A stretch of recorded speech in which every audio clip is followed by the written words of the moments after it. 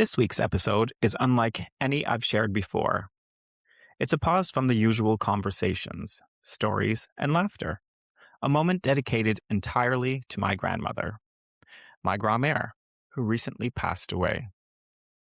A few months ago, knowing quietly in my heart that this day would someday arrive, I began writing her eulogy. I thought I was preparing myself. I thought that by putting a few words on paper, I might somehow be ready when the time came. But when Grandmère chose to leave this world, peacefully, quietly, and entirely on her own terms, I realized nothing could truly prepare me for the loss. On the flight home, I sat with my laptop open, reading the words I had written months earlier. They were beautiful, thoughtful, the kind of tribute I believed she would have loved. But as I closed my laptop, settled in with my airplane sandwich and my glass of white wine, I turned on Downton Abbey, the finale. Then something unexpected happened. Everything changed. Every moment I carried with my grandmother suddenly came rushing forward with a clarity I cannot fully explain. It felt as though she was beside me, speaking directly to my heart through the screen. I felt her presence. I felt it so deeply in that moment. Without hesitation, I reopened my laptop, ordered another glass of white wine, and began rewriting the eulogy. I didn't have to think. I did not second-guess a single sentence. The words simply arrived as though they had always been waiting for me. And when I finished, I knew. It was her finale. It felt complete. It felt peaceful. It felt like home. Like one of her handmade quilts wrapped around your shoulders. When I arrived home, I was saddened to learn that within our small Catholic community, eulogies are still not permitted during the funeral mass. I struggled deeply with that. Funerals should be about honoring the lives of those we love, about sharing their stories, their laughter, their magic, and the impact they've had on all of us fortunate enough to have known them. In moments of grief, families need space, not only to mourn, but most importantly, to celebrate. At first, I felt angry, heartbroken that these words, written with so much love, would not be spoken aloud in the church. But then I realized something important. I still held that magic in my hands. Sharing this eulogy here allows people to listen in their own quiet moments, to remember her in their own way, to reflect on the memories they shared with her, and perhaps feel connected to her spirit once more.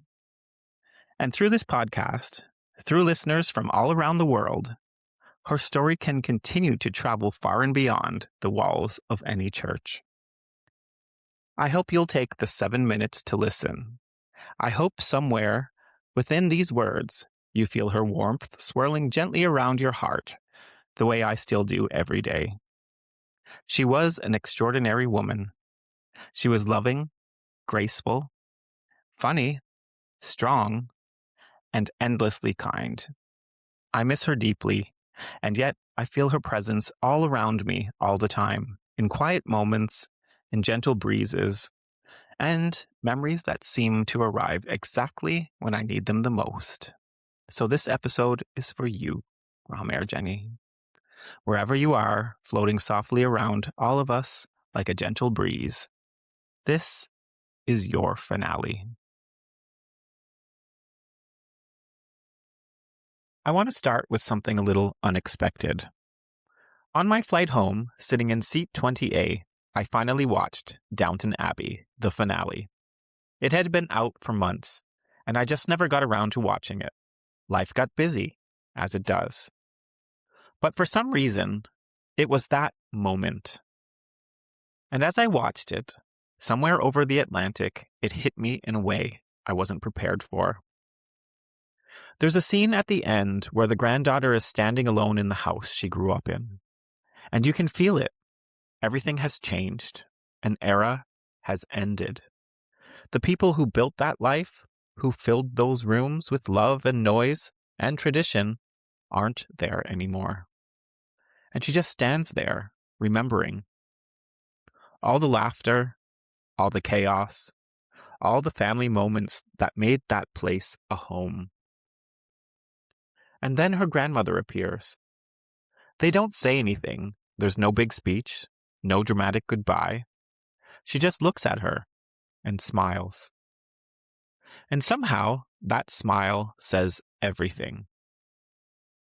I'm proud of you. You'll be okay. Carry this forward. And then the granddaughter turns and walks into the next chapter of her life without her. The camera lingers on the house and then on the portrait of her grandmother, still there, still part of everything, just in a different way. At the very end, the film fades out, and a dedication to the actress who played her, Maggie Smith. And as I sat there in seat 20A crying, because I realized I wasn't just watching a film, I was on my way home to say goodbye to my own grandmother, to Grandmère Jenny. And just like that film, this feels like the end of an era for our family. Because she was the era. She was the center of it all, the one who filled the rooms, the one who made a house feel like a home, the one who made sure we all stayed connected, whether we liked it or not. She was the boss, the real boss. She loved having people around, the noise, the laughter, the full house.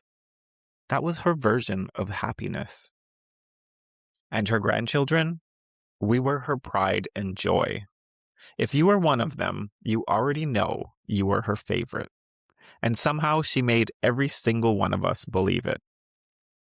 Now, as the oldest grandchild, and for 19 years I was the only grandson, I had a pretty good run. Sorry, Rye. I held that title proudly. No. And when you came along, right as I was heading out into the world, you stepped in, and just at the right time. A pretty solid stand-in, I'll give you that. Grandmère loved the simple things. Baking in the kitchen, picking apples and blueberries, working hard at the fish plant. She didn't need much. She just needed her family close by. And then there were her quilts. If you've got one, you know it wasn't just a blanket. It was her love, her care, her time, all stitched together. Probably with a few muttered curse words sewn in there too, because that was just part of Grandmère's charm. And then comes along her humor. She was sharp, quick, and not always church approved, but completely unapologetic. She told it the way it was, and we loved her for that. For me, she was everything you could hope a grandmother could be, and more. A partner in crime, my biggest supporter, the one who kept my secrets and made sure they stayed exactly where they belonged. I had 46 years with her, and I know how lucky that makes me. My last visit, that was hard. She didn't quite know who I was at first. She knew that she knew me, but she couldn't place me, and that broke my heart. Because to her, I was always Kevin, the one she'd greet with a smile, a hug, a kiss, and the same questions every time. How long are you home for? Where do you live again? London? Why do you live so far away? Do you ever see the Queen? And then there was our FaceTimes. When are you coming home? Well, Grandmère, I'm home for you now. And standing here today, it feels a lot like that scene. Like we're all standing in the middle of something that once felt permanent, realizing it's changed. Wondering, what's next in this chapter? What does it look like without you in it? But if that film got one thing right, it's this. The people we love don't really leave the story. They just take on a different role. They become the voice in our heads, the laugh we hear at the dinner table, the warmth we feel in the middle of an ordinary moment. They become the reason we keep going. So if I close my eyes, even just for a second, I can see her, standing there, looking at all of us, and smiling. That same smile that says everything. I'm proud of you. You'll be okay. Keep this family together. And just like that granddaughter, we don't stay standing still. We carry her with us as we move forward into the next chapter. So yes, this is her finale, the end of an era. But it's also the beginning of something else, because everything she built, everything she gave us, that doesn't end here. It lives on with all of us. In the way we love, in the way we laugh, in the way we show up for each other. One day, far from now, when our stories are being told, she'll still be there, right at the center of it all, smiling. Hello, Kevin. It's the Grandmère. How are you? I hope you come home pretty soon. Can I see you in person? But Grandmère is getting old. I'm not getting any younger, and I haven't seen you for quite a while. Hope you're doing okay. Grandmère loves you. I send you a kiss.